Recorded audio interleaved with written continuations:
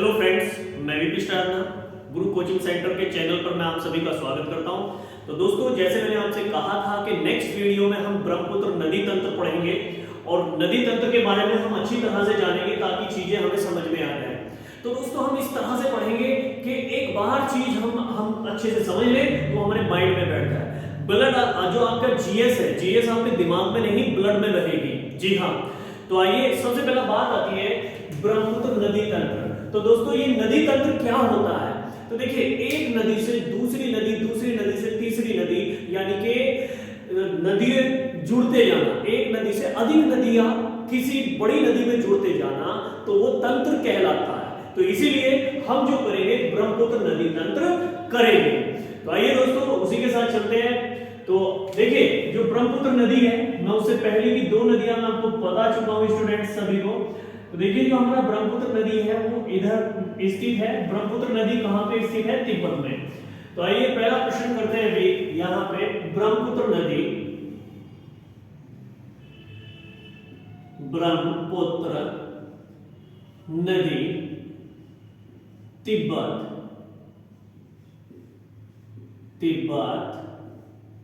में स्थित है। तो देखिए, इसी के साथ दोस्तों ये हमारा पहला क्वेश्चन है, ब्रह्मपुत्र नदी तिब्बत में स्थित है। तो देखिए, जो ब्रह्मपुत्र नदी है कहां पे स्थित है? तिब्बत में। तो आइए सबसे पहले जानते हैं इसके बारे में। तो देखिए, तिब्बत में जो इसकी लंबाई है, ब्रह्मपुत्र नदी की जो लंबाई है तिब्बत में, तो वो कितनी लंबाई है? तो देखिए दोस्तों, इसकी जो लंबाई है ब्रह्मपुत्र नदी की तिब्बत में, वो 1625 किलोमीटर है। वैसे तो मैंने यहाँ पे लिखा हुआ है 1625 किलोमीटर है। और उसके बारे में भी जानेंगे आगे कि इसकी कुल लंबाई कितनी है, ब्रह्मपुत्र नदी की कुल लंबाई कितनी है। वैसे जो ब्रह्मपुत्र नदी है, इसकी कुल लंबाई 2900 किलोमीटर है। तो आइए उसको भी देख लेंगे। देखिए, तिब्बत में ये जो दूरी तय करती है ब्रह्मपुत्र नदी, वो दूरी तय करती है 1625 किलोमीटर। तो इसकी जो दूरी है 1625 किलोमीटर। जी, तो देखिए, जो ब्रह्मपुत्र नदी है तो 1625 किलोमीटर दूरी तय करती है। तो आइए तिब्बत की ओर चलते हैं अभी यहाँ पे। तो देखिए, तिब्बत है, तिब्बत में जो दूरी तय करेगी ब्रह्मपुत्र नदी 1625 किलोमीटर दूरी तय करेगी। तो देखिए, ब्रह्मपुत्र नदी जो निकलती है यहां से निकलती है। तो जैसे कि मैंने आप सभी को बताया कि यहाँ पे क्या है, मानसरोवर झील है। और मानसरोवर झील बहुत ही बड़ी झील है दोस्तों। तो उससे ये निकलती है, मानसरोवर झील से। तो जिसमें से अन्य दो नदियां भी निकलती है जो हमारी हो चुकी है, सिंधु नदी और सतलज नदी। जी, तो आइए चलते हैं उससे आगे। तो देखिएगा, यहाँ पे जो है ब्रह्मपुत्र नदी, ब्रह्मपुत्र नदी। तो देखिए दोस्तों, यहां से ब्रह्मपुत्र नदी निकल के चलती है भी। अब यहाँ पे जो झील है, ये झील है भी मानसरोवर, मानसरोवर झील। तो देखिए दोस्तों, ये जो झील है ये मानसरोवर झील है भी। तो अब देखिए, मानसरोवर झील में से ये किस जगह से निकलती है? तो दोस्तों, ये जो मानसरोवर झील है, मानसरोवर झील में एक स्थान पड़ता है और इसको बोल देते हैं आंगसी ग्लेशियर। जी, तो मानसरोवर झील में ग्लेशियर है जिसको आंगसी ग्लेशियर के नाम से जानते हैं। तो यहाँ पे जो ये ग्लेशियर है, ये है भी आंगसी ग्लेशियर,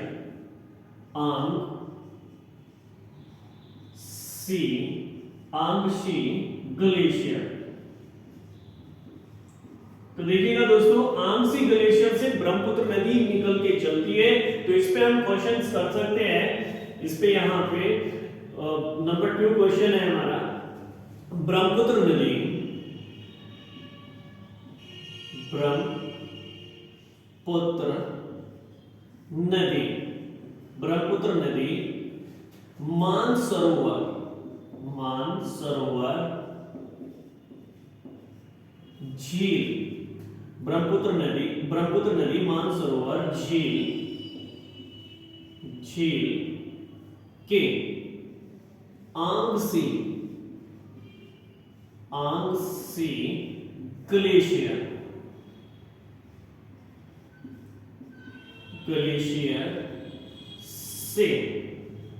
से होकर निकलती है। तो देखिए, होकर निकलती है। निकलती है। तो देखिए दोस्तों, मैंने आपको बताया अभी ब्रह्मपुत्र नदी जो तिब्बत से चलेगी तो तिब्बत में इसकी कुल लंबाई कितनी होगी। तो दोस्तों जैसा मैंने आपको बताया कि जो तिब्बत है, तिब्बत में जो इसकी कुल लंबाई होगी भी वो होगी 1625 किलोमीटर। हमने क्वेश्चन में भी कर लिया है। अब आते हैं टोटल जो लंबाई है वो कितनी है ब्रह्मपुत्र नदी की। तो देखिए मैं एक बार आपको बता दूं जो ब्रह्मपुत्र नदी की कुल लंबाई है ब्रह्मपुत्र, तो यहां से क्वेश्चन कर लेते हैं ब्रह्मपुत्र नदी, ठीक है। अब देखिए जो इसकी कुल लंबाई है, कुल लंबाई, तो देखिएगा जो इसकी कुल लंबाई है दोस्तों वो 2900 किलोमीटर है, 2900 किलोमीटर। तो देखिएगा जो हमारा ब्रह्मपुत्र नदी है दोस्तों, ब्रह्मपुत्र नदी की जो लंबाई है वो 2900 किलोमीटर है, ठीक है। आइए उससे आगे चलते हैं। तो देखिए जैसे ब्रह्मपुत्र नदी निकल के चलती है, कहां से, तिब्बत से, तो एक और बात बता दूं कि इसका नाम तिब्बत में क्या है। तो देखिए तिब्बत में इसको जो बोलते हैं सांगपो नदी के नाम से जानते हैं। तो इसको हम कर सकते हैं यहां पे ब्रह्मपुत्र नदी को ब्रह्मपुत्र नदी को तिब्बत में, ब्रह्मपुत्र नदी को तिब्बत में सांगपो नदी के, सांगपो नदी के नाम से जानते हैं, नाम से जानते हैं। तो देखिएगा दोस्तों जो ब्रह्मपुत्र नदी है भाई, ब्रह्मपुत्र नदी को तिब्बत में किस नाम से जानते हैं भाई, सांगपो नदी के नाम से जानते हैं, ठीक है। जैसा कि मैंने आपको बताया भी कि जो आपका सांगपो है, सांगपो नदी के नाम से जानते हैं तिब्बत में ब्रह्मपुत्र नदी को। तो देखिए अभी क्या है, ब्रह्मपुत्र नदी का नाम ब्रह्मपुत्र नहीं पड़ा है, ब्रह्मपुत्र नदी का नाम आगे चल के ब्रह्मपुत्र पड़ेगा और वो भी इंडिया में पड़ेगा। तो आइए इसी के साथ चलते हैं भी। तो देखिए अब आगे चलते हैं नेक्स्ट पॉइंट। तो ये सभी आपने उतार लिया होगा। तो अब देखिए इससे आगे जो हमारा पॉइंट्स आता है भी कि जो ब्रह्मपुत्र नदी है, ब्रह्मपुत्र नदी पूर्वी भारत की सबसे लंबी नदी कही जाती है। वैसे तो फ्रेंड्स देखिए भारत की सबसे लंबी नदी गंगा है और ये उत्तर भारत की भी कही जाती है गंगा और संपूर्ण भारत की भी नदियां कही जाती है, क्योंकि दक्षिण भारत की भी नदी अलग है, अलग अलग क्वेश्चंस हैं जीएस के अंदर, तो उनको भी हम करेंगे। तो देखिए ये पूर्वी हिस्से में आती है, ठीक है। ये हमारा इंडिया का पूर्वी हिस्सा है जैसा कि आप सभी जानते हैं। तो पूर्वी हिस्से में ये बहती है, तो हम इसको कर सकते हैं कि ब्रह्मपुत्र नदी, ब्रह्मपुत्र नदी, नदी पूर्वी भारत की, पूर्वी भारत की सबसे लंबी, सबसे लंबी नदी है। तो देखिएगा ये जो ब्रह्मपुत्र नदी है भी पूर्वी भारत की सबसे लंबी नदी कही जाती है दोस्तों। अब उससे आगे चलते हैं। तो देखिए ब्रह्मपुत्र नदी पे मैं आप सभी को बता दूं डेफिनेटली इस पे कोई भी परियोजना नहीं है। तो हम ये भी कह सकते हैं कि भारत के अंदर एकमात्र ऐसी नदी जिसपे कोई भी परियोजना नहीं है। हाँ तो देखिए इस पे छोटी मोटी परियोजना है जिससे थोड़ा बहुत विद्युत बन रहा है, लेकिन इतना खास इसमें कोई बड़ी परियोजना नहीं है। तो हम इस पे कह सकते हैं कि ब्रह्मपुत्र नदी पर मुख्यतः कोई भी परियोजना नहीं है। तो कर सकते हैं हम इसमें ब्रह्मपुत्र नदी पर मुख्य रूप से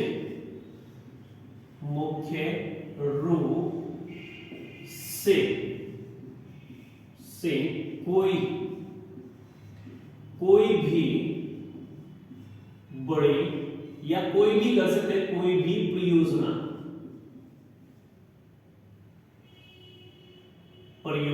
नहीं है, परियोजना नहीं है। तो देखिएगा भाई जो ब्रह्मपुत्र नदी है दोस्तों, ब्रह्मपुत्र नदी पर मुख्य रूप से कोई भी किसी प्रकार की परियोजना नहीं है। छोटी मोटी परियोजना है लेकिन वो हमारी गिनती में परियोजना नहीं आती है। तो आइए उससे आगे चलते भी। तो अब मैं आपको कह दूं कि इसको क्या बोलते हैं, इसको सर्पों की नदी भी बोल देते हैं। तो आइए इसके बारे में कि ये रोचक क्वेश्चन है, बहुत ही महत्वपूर्ण जानकारी है। अगर क्वेश्चन आया है कि विश्व में सबसे अधिक सर्पों की नदी किसे बोला जाता है, विश्व में सबसे अधिक जो सर्प पाए जाते हैं वो किस में पाए जाते हैं, तो देखिए इसमें बहुत बहुत जहरीले सर्प पाए जाते हैं, बहुत छोटे छोटे सर्प भी पाए जाते हैं इसमें ब्रह्मपुत्र नदी में। तो इसको बोल सकते हैं कि विश्व में सबसे अधिक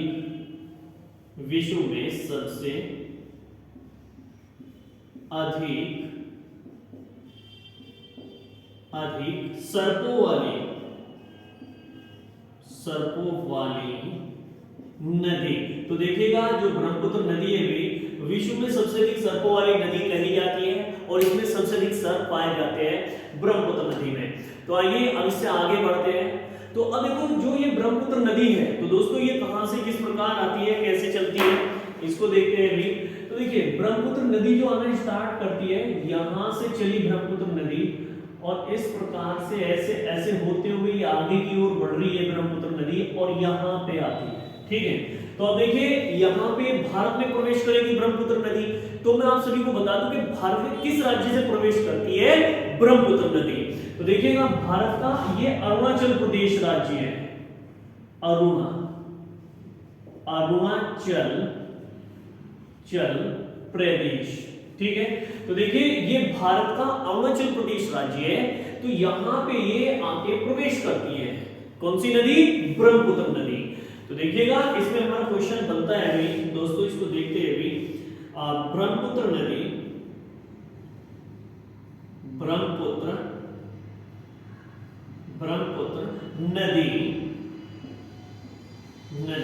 भारत में अरुणाचल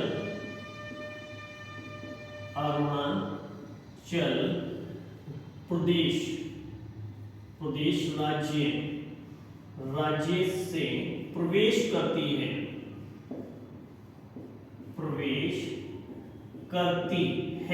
तो देखिएगा दोस्तों ये अरुणाचल प्रदेश राज्य से प्रवेश करती है भी ब्रह्मपुत्र नदी। तो देखो इसमें एक एक्स्ट्रा क्वेश्चन भी है, हम उसको भी कर सकते हैं कि भी उगते सूर्य का देश किसे बोला जाता है। तो दोस्तों उगते सूर्य का जो देश बोला जाता है वो अरुणाचल प्रदेश को बोला जाता है।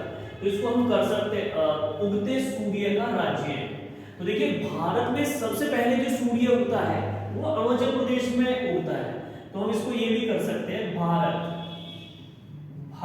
में सबसे पहले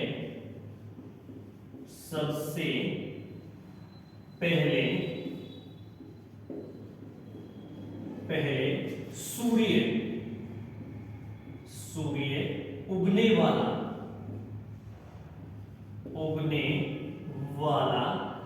राज्य है। ठीक है, तो देखिए हम ये भी कर सकते हैं इसमें कि इंडिया के अंदर जो सबसे पहले सूर्य उगता है वो अरुणाचल प्रदेश राज्य में उगता है। और उससे आगे नेक्स्ट पॉइंट चलते हैं भी, बहुत ही मुख्य क्वेश्चन है, बहुत ही इंपॉर्टेंट क्वेश्चन है कि भारत का सबसे पूर्वी राज्य किसे माना जाता है। तो देखिएगा जो अरुणाचल प्रदेश है इसको भारत का सबसे पूर्वी राज्य भी माना जाता है। तो दोस्तों आइए उससे आगे चलते हैं भी, इसको रफ करते हैं भी, आप सभी ने नोट कर लिया होगा। और देखिए सभी से मेरा कहना है, सभी स्टूडेंट से, कि एक अपना फेयर बाइंडर लें और उस पे नोट कॉपी पे नोट करें अच्छे से, ताकि आपको आने वाले समय में चीजें याद रहें। ठीक है, यहां तक हमारा क्वेश्चन क्लियर हुआ। तो आइए उससे आगे चलते हैं नेक्स्ट क्वेश्चन।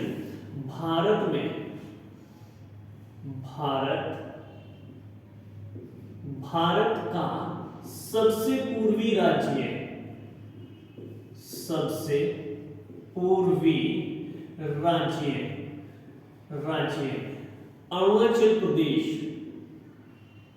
अरुणाचल प्रदेश। तो देखिए भारत का सबसे पूर्वी राज्य जो बोला जाता है, कहा जाता है, वो अरुणाचल प्रदेश को कहा जाता है।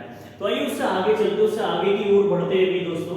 तो देखिए अरुणाचल प्रदेश में एक पर्वत पड़ता है और दर्रा भी पड़ता है। तो आइए अब उससे आगे चलते भी, अरुणाचल प्रदेश में जो ब्रह्मपुत्र नदी है दोस्तों, ब्रह्मपुत्र नदी नमचा बरवा इन पर्वत श्रेणी को चीर के अंदर प्रवेश करती है। तो देखिए यहाँ पे नमचा बरवा पर्वत श्रेणी है, तो इसको देखते हुए भी देखिए यहाँ पे इस प्रकार से ये पर्वत श्रेणी है यहाँ पे, तो इनको नमचा बरवा पर्वत श्रेणी बोल देते हैं। तो नमचा बरवा पर्वत श्रेणी को चीरती हुई ये अंदर की ओर प्रवेश करती है।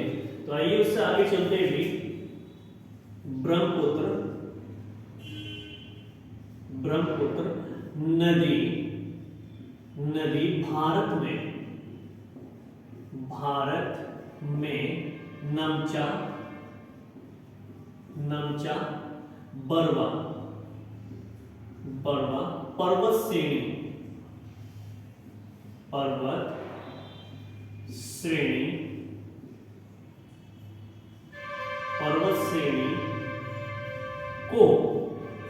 को पार करके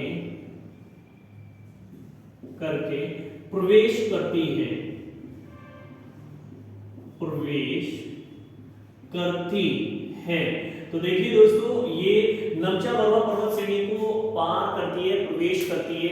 किसमें करेगी? ये भारत में प्रवेश करेगी। तो हम ये भी कह सकते हैं कि अरुणाचल प्रदेश में किन पहाड़ियों को पार करती हुई ब्रह्मपुत्र नदी भारत में प्रवेश करती है। तो वो नमचा बरवा पर्वत श्रेणी है जो मैंने आप सभी को बताया, तो उनको पार करके भारत में, इंडिया के अंदर प्रवेश करती है। आइए उससे आगे चलते हैं नेक्स्ट पॉइंट। तो देखिए जो नमचा बरवा पर्वत श्रेणी है उसको ये काटेगी। तो जाहिर सी बात है, मैं अभी थोड़ा सा आपको बता देता हूँ भी दोस्तों, जो नमचा बरवा पर्वत श्रेणी है, तो देखिए अभी थोड़ा सा यहाँ पे लिखते हैं इसको अच्छे से। तो देखिए जो आपका नमचा बरवा पर्वत श्रेणी है वो जो पर्वत को काटेगी, तो देखिए जैसे कोई पर्वत है दोस्तों, यहाँ से इस तरह से पर्वत श्रृंखला बनी हुई है, ठीक है। तो अभी क्या होता है कि पानी इधर को आ रहा है, इस प्रकार से जल का प्रवाह इधर की ओर जा रहा है और इधर कम है, इधर भी जा रहा है लेकिन कम है दोस्तों। सबसे ज्यादा किधर की साइड है? इधर की ओर है, यानी कि इधर की ओर। तो अभी क्या होता है कि जैसा आपने देखा हो प्राचीन काल में, अब तो नहीं है ऐसा, प्राचीन काल में कुओं से पानी निकाला करती थी जो महिलाएं हुआ करती थी, वो कुओं पे घड़े भरने जाया करती थी, पानी निकाला करती, तो वहां से उसको रस्सी को खींचते थे तो वहां पे वो निशान हो जाया करता था रस्सी का। तो ऐसे ही ये पानी है, जैसे पानी चल रहा है तो यहाँ पे इसको खत्म कर देगा, यानी कि इसको खत्म कर देगा और ये इस प्रकार से ऐसे ऐसे हो जाएगा और ये गहरा स्थान बन जाएगा। ये क्या हुआ भाई? गहरा स्थान, इस प्रकार से ऐसे। तो अभी क्या हुआ कि जो यहाँ का मिट्टी है, यहाँ का जो मलबा है, तो वो आगे की ओर चला जाएगा, ठीक है। तो अब इस हिस्से को इसने इतना कटान कर दिया दोस्तों, तो इसको कटान होने के कारण ये इस प्रकार से जो उसमें कटान हुआ है अभी, इस शेप में जो कटान हुआ है, तो ये क्या कहलाएगा? गार्ज कहलाएगा। तो ये जो कहलाएगा भी हमारा, ये कहलाएगा गार्ज। तो दोस्तों देखिए ये गार्ज कहलाएगा। तो ये जो निर्माण करती है भी, ये गार्ज का निर्माण करती है, इस बात का ध्यान रखेंगे हम सभी। तो ये गार्ज का निर्माण भी करती है। तो कैलाश पर्वत श्रेणी को, ये मैंने आपको जो बताया था, कैलाश पर्वत श्रेणी नहीं, नमचा बरवा पर्वत श्रेणी को काटती हुई आगे की ओर चलती है, तो गार्ज का निर्माण करती है। तो आइए दोस्तों इससे आगे की ओर बढ़ते हैं अभी फ्रेंड्स। तो देखिए ब्रह्मपुत्र नदी आंध्र प्रदेश, यानी कि जो आपका अरुणाचल प्रदेश है, किस नाम से जानी जाती है? तो देखिए ये जो जानी जाती है भी दिहांग दर्रे के नाम, दिहांग नदी के नाम से जानी जाती है, ठीक है। क्यों जानी जाती है, किस प्रकार से जानी जाती है, तो उसको देखते हैं भी। तो देखिए ये हमारा अरुणाचल प्रदेश है, अरुणाचल प्रदेश में ब्रह्मपुत्र नदी ने प्रवेश कर लिया है और प्रवेश करने के बाद में इसको जो नाम दिया गया, ये यहाँ पे इस प्रकार से प्रवेश करती है। तो देखिए अरुणाचल प्रदेश में इसको जो जाना जाता है दिहांग नदी के नाम से जाना जाता है। तो दोस्तों अब भी इसका नाम ब्रह्मपुत्र नहीं पड़ा है, ठीक है। तो आइए चलते हैं उससे आगे। ब्रह्मपुत्र नदी का नाम अरुणाचल प्रदेश में,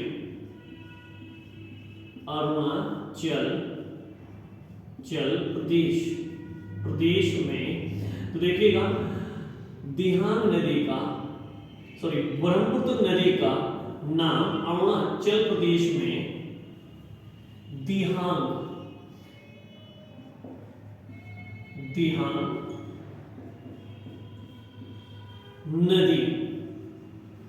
नदी पड़ता है।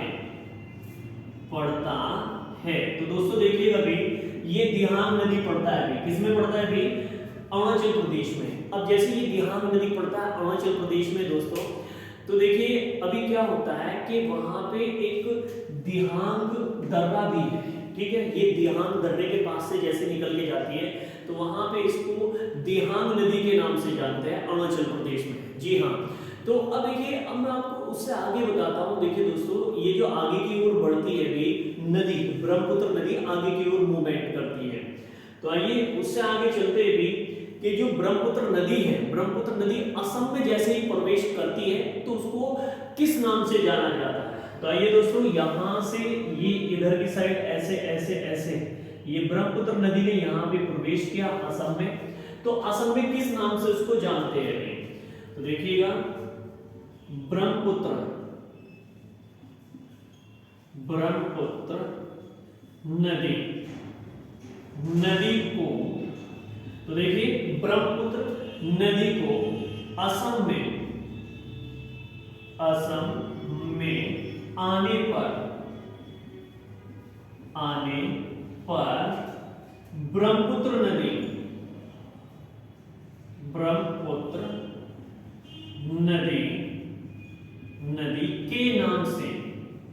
के नाम से जाना जाता है। क्लियर हुआ दोस्तों? तो देखिए जो ब्रह्मपुत्र नदी है जैसे ही भारत के असम राज्य में इधर की ओर मूवमेंट करती है तो वहां पे उसको किस नाम से जाना जाता है? ब्रह्मपुत्र नदी के नाम से। जी हाँ, तो यहाँ पे इसका जो नाम पड़ा वो ब्रह्मपुत्र नदी पड़ा दोस्तों। आइए उससे आगे चलते हैं अभी। तो अब देखिए मैं आपसे कहने लग जाऊं कि जो असम राज्य है, असम राज्य में क्या है कि इस नदी को किस नाम से जाना जाता है या इसको क्या कहा जाता है? देखिए वहां की एक बोडो जनजाति है, कहां की? असम राज्य की। तो देखिए इसको जो मानती है बुल्लम बुथुर के नाम से इसको जानती है। तो आइए इसको असम में एक और नाम और कहा जाता है दोस्तों, उसको भी आप पढ़ लीजिएगा क्योंकि वो बहुत कम बुकों में देखा है। जो आपका असम में इसको ब्रह्मपुत्र नदी के और दूसरे नाम से जाना जाता है। तो देखो आपने देखा होगा असम में जनजाति पाई जाती है, बोडो, गारो, खासी, ये जो जनजातियां हैं वो उसमें असम में पाई जाती है। तो देखिए इसको असम में एक और नाम से जाना जाता है। तो देखिएगा ब्रह्मपुत्र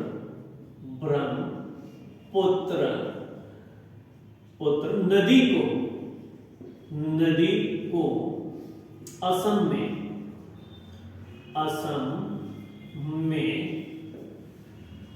बोडो, ठीक है। तो देखिए एक वहां पे जनजाति है, ठीक, और कौन सी है? बोडो जनजाति, बुल्लम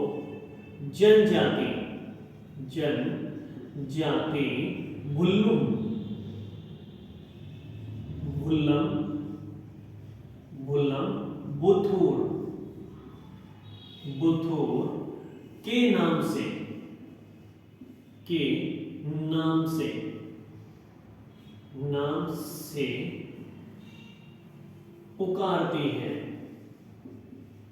पुकारती या जानती है। तो ध्यान रखेंगे भी, पुकारती या जानती है। अब आप कहोगे कि सर इसको बुल्लम बुथुर के नाम से क्यों जाना जाता है?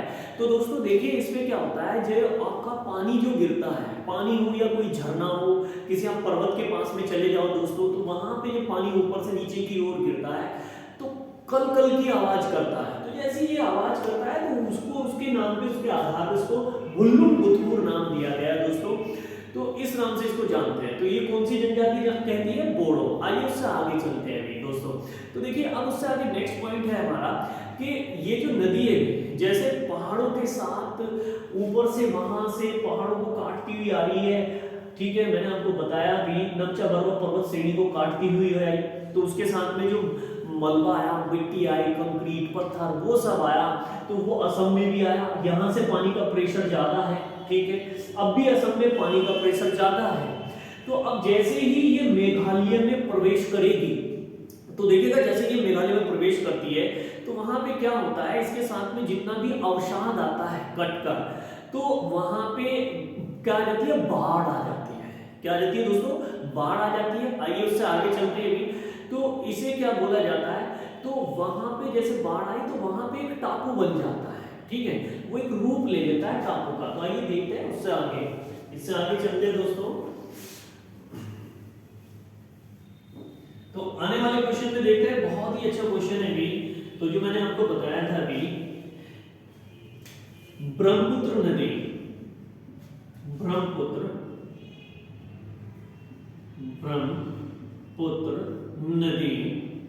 नदी अपने साथ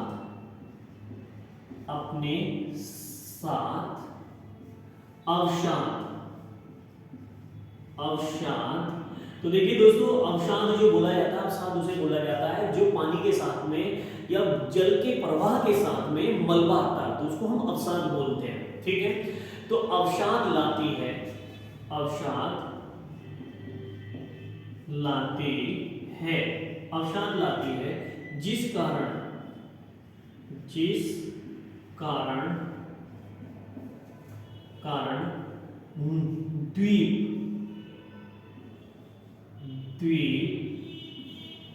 द्वीप का निर्माण होता है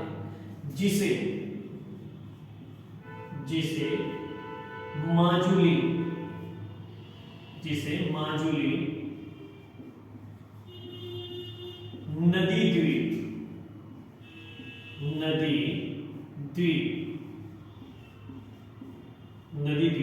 के नाम से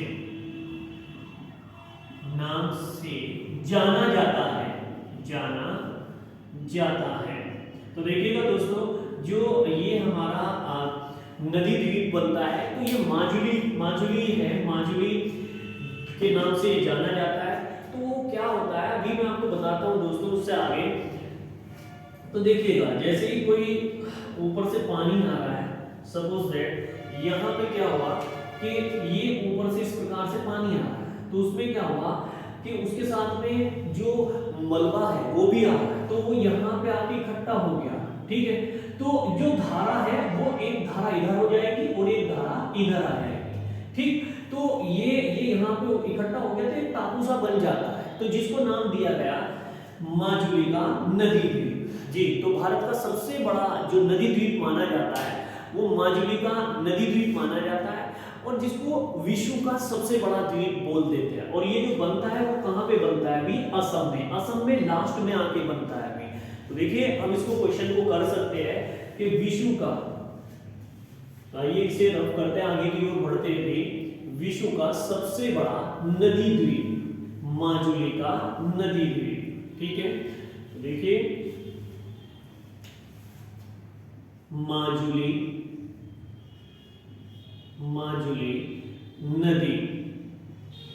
नदी द्वीप असम राज्य में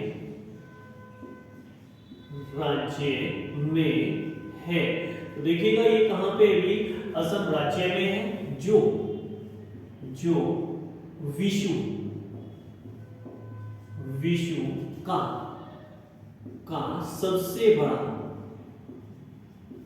सबसे बड़ा नदी द्वीप है। तो देखिएगा भाई, ये जो है विश्व का सबसे बड़ा नदी द्वीप माना जाता है माजुली का द्वीप, ठीक है। आइए उससे आगे बढ़ते हैं। तो देखिए, अब जैसे ही नदी, ये ब्रह्मपुत्र नदी जो है असम से आगे की ओर बढ़ती है, तो ये क्या कहलाती है अभी। तो देखिए, अभी मैं आपको हाल ही का क्वेश्चन बता दूं करंट्स में, जो माजुली का नदी द्वीप है इसको जिला घोषित कर दिया गया है, तो उसी के नाम से वहां पे एक स्थान है माजुली, तो उसको जिला घोषित कर दिया है, तो नया जिला बना है वहां पे, तो माजुली जिले के नाम से उसको जानते हैं। तो आइए उससे आगे चलते हैं। तो देखिए, अब उसके बाद में जैसे ही आपका असम के बाद में नदी आगे की ओर बढ़ती है भी, और ये आपका मेघालय में आती है भी, मेघालय की ओर से ऐसे निकलती है भी, तो ये कहाँ पे आएगी भी, ये आपका बांग्लादेश में आएगी।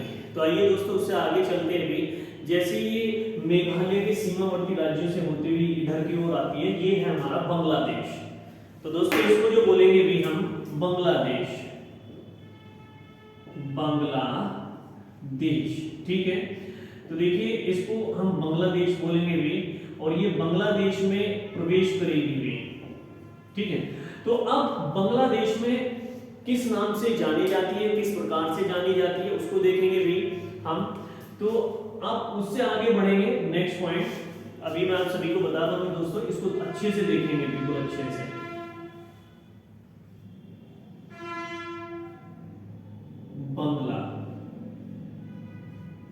बांग्लादेश। तो देखिए जो बांग्लादेश है भी, बांग्लादेश के नाम से इसको जानेंगे भी। तो अब देखिए यहाँ पे ये बांग्लादेश है, बांग्लादेश से जैसे ही निकल के होके गुजरती है भी ये नदी किस प्रकार से आगे की ओर बढ़ती है। तो दोस्तों देखिएगा बांग्लादेश में जैसे ही ये नदी आएगी भी, ठीक है, जैसे ही ये नदी आएगी तो क्या बोली जाएगी या क्या कही जाएगी। तो देखिए यहाँ पे ये नदी आएगी इस प्रकार से, ऐसे बांग्लादेश में इसने प्रवेश किया भी। तो देखिए जो बांग्लादेश है, बांग्लादेश में इसको किस नाम से जाना जाता है। तो देखिए अगर दोस्तों जो इसमें बांग्लादेश है, बांग्लादेश में जो ये जानी जाएगी भी, ये जानी जाएगी आपका जमुना के नाम से। तो हम इसको ये भी कह सकते हैं भी कि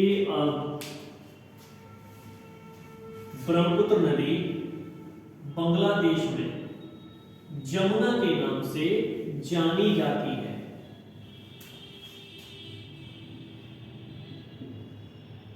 ब्रह्मपुत्र नदी बांग्लादेश में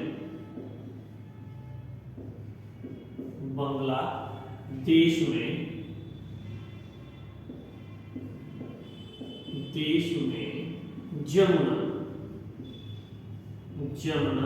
नदी के नाम से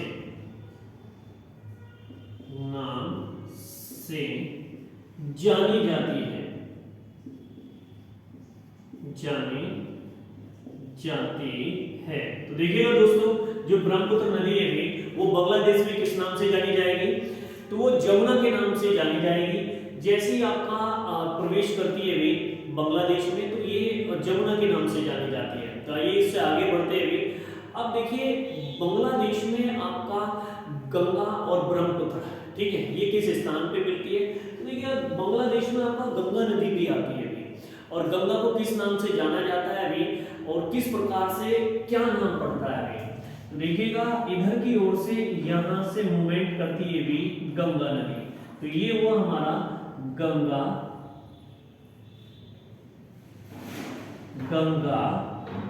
नदी। तो दोस्तों इसको बोलेंगे हम गंगा नदी। तो देखिए इधर से जो आ रही है, ठीक है, बांग्लादेश में, तो वो आ रही है आपका ब्रह्मपुत्र नदी, और इधर से जो जा रही है भी वो गंगा नदी है। तो गंगा नदी को बांग्लादेश में जो जाना जाता है वो पद्मा के नाम से जाना जाता है, ठीक है दोस्तों। किस नाम से जाना जाता है जी, पद्मा के नाम से जाना जाता है, ठीक। तो आइए उससे आगे बढ़ते हैं नेक्स्ट पॉइंट, नेक्स्ट क्वेश्चन की ओर भी। गंगा नदी को, तो आइए उससे आगे बढ़ते हैं। गंगा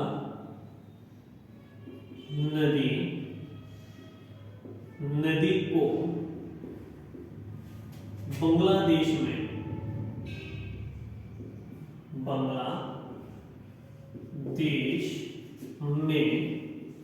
तो देखिए अभी जो आपका ब्रह्मपुत्र नदी है, ब्रह्मपुत्र नदी को जो जाना जाएगा बांग्लादेश में, वो किस नाम से जाना जाएगा। तो देखिए बांग्लादेश में जो जाना जाएगा भी, वो जाना जाएगा आपका ब्रह्मपुत्र नदी को, या सॉरी गंगा नदी को। तो गंगा नदी को बांग्लादेश में जमुना सॉरी पद्मा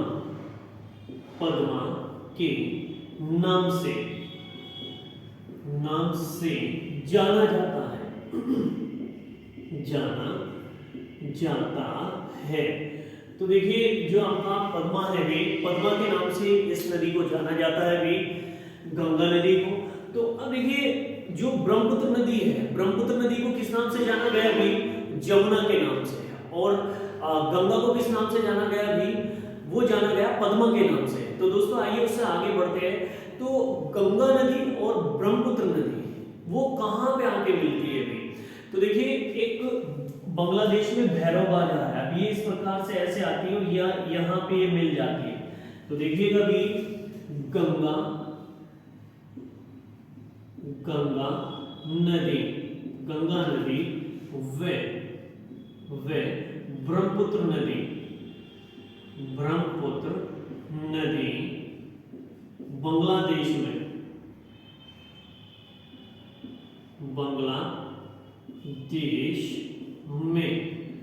भैरव बाजार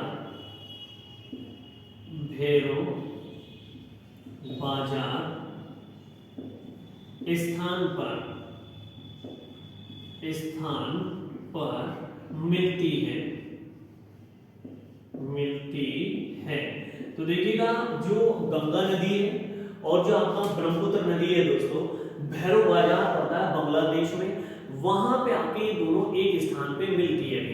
और देखिए मिलने पर गंगा और ब्रह्मपुत्र नदी विश्व के सबसे बड़े डेल्टे का निर्माण करती है, जिसको बोला जाता है सुंदरवन का डेल्टा। तो आइए उससे आगे चलते हैं भी नेक्स्ट पॉइंट। तो देखिएगा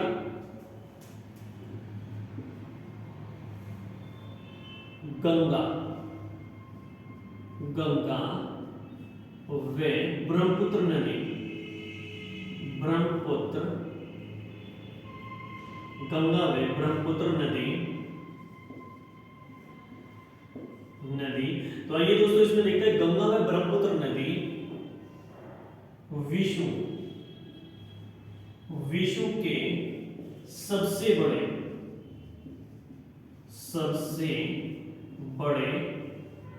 डेल्टे का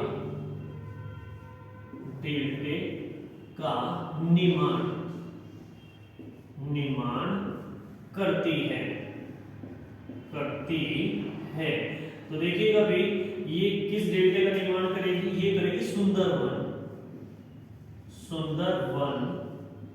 डेल्टा। ठीक, तो देखिए ये जो निर्माण करेगी भी गंगा और ब्रह्मपुत्र नदी दोस्तों, ये सुंदरवन डेल्टे का निर्माण करती है भी। आइए उससे आगे बढ़ते हैं भी। तो अब उसके बाद में जो बांग्लादेश है, बांग्लादेश से जैसे ही आपका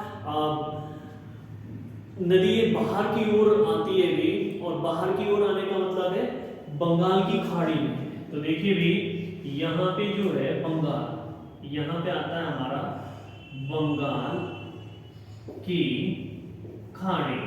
तो देखिएगा ये यहाँ पे बंगाल की जो खाड़ी है भी, ये बहुत बड़ी खाड़ी है। जितनी भी हमारी नदियां गिरती है भी वो सब बंगाल की खाड़ी में गिरती है। और ये किस नाम से जानी जाती है भी, या किस प्रकार से जानी जाती है, या कैसे?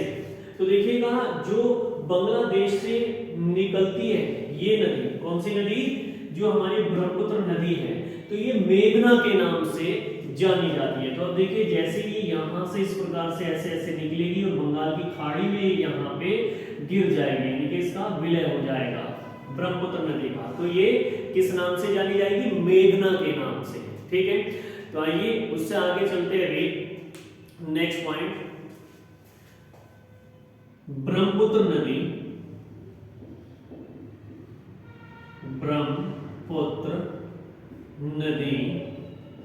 बंगाल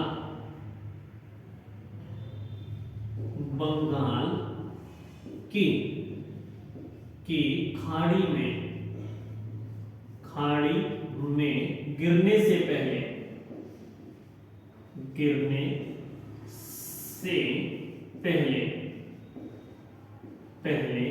मेघना के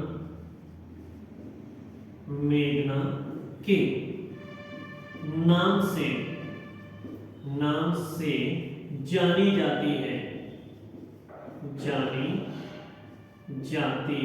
है। तो देखिए जो ये आपकी नदी है ब्रह्मपुत्र नदी, तो बंगाल की खाड़ी में गिरने से पहले ये किस नाम से जानी जाती है भी? मेघना के नाम से जानी जाती है। और मैंने आपको बताया था कि जब ये पद्मा नदी, यानी कि जो गंगा नदी है, गंगा को बांग्लादेश में किस नाम से जाना जाएगा? पद्मा नदी के नाम से जाना जाएगा।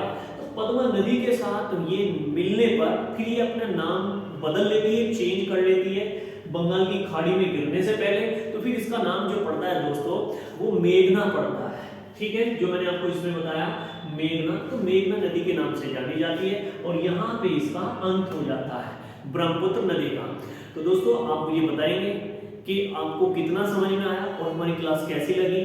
तो दोस्तों मैं आप सभी से अनुरोध करता हूँ कि हमारे चैनल को सब्सक्राइब करें और ज़्यादा से ज़्यादा वीडियो को शेयर कर सकें, ठीक, जहाँ तक हम नहीं पहुँच पा रहे वहाँ तक पहुँच सकें। तो इसी के साथ दोस्तों मैं आपसे जय हिंद, जय भारत,